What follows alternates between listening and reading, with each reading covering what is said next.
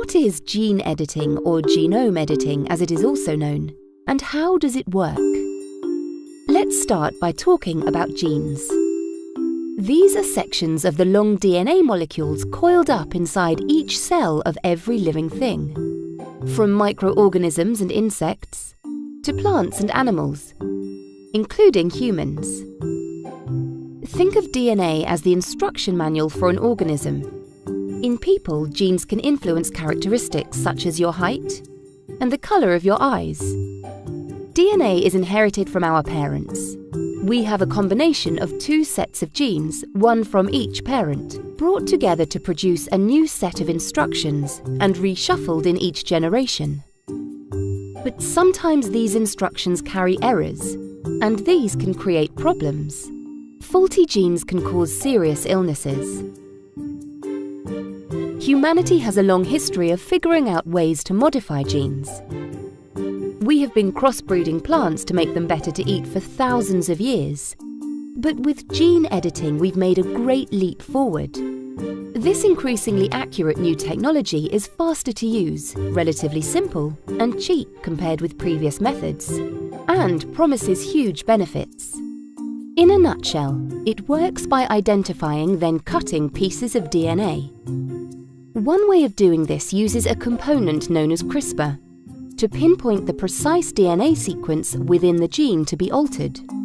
Then an enzyme called Cas9 snips through the DNA, changing it or allowing it to be replaced by another stretch of DNA that is introduced at the same time. This can either replace a faulty gene with a healthy one or change a gene to make it behave differently.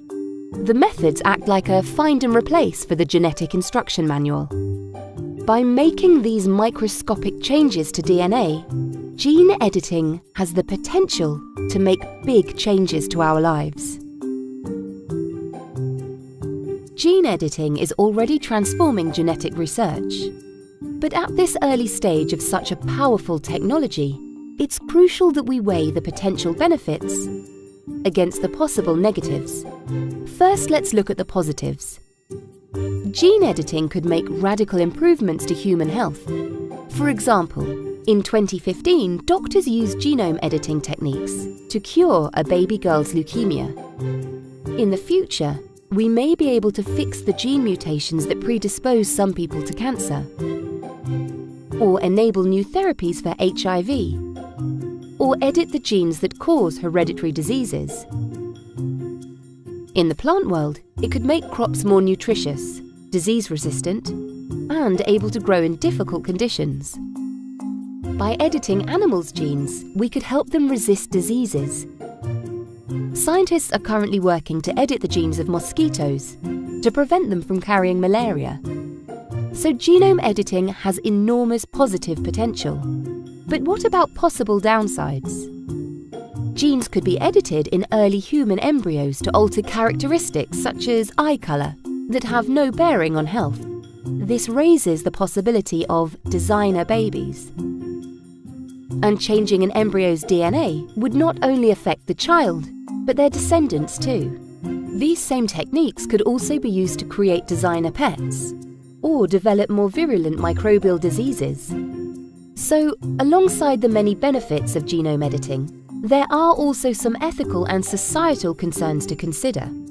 The technology is already in our hands. Now's the time to debate how we use it, regulate it, avoid negative uses, and unlock its potential to provide life-changing solutions to some of the world's biggest challenges.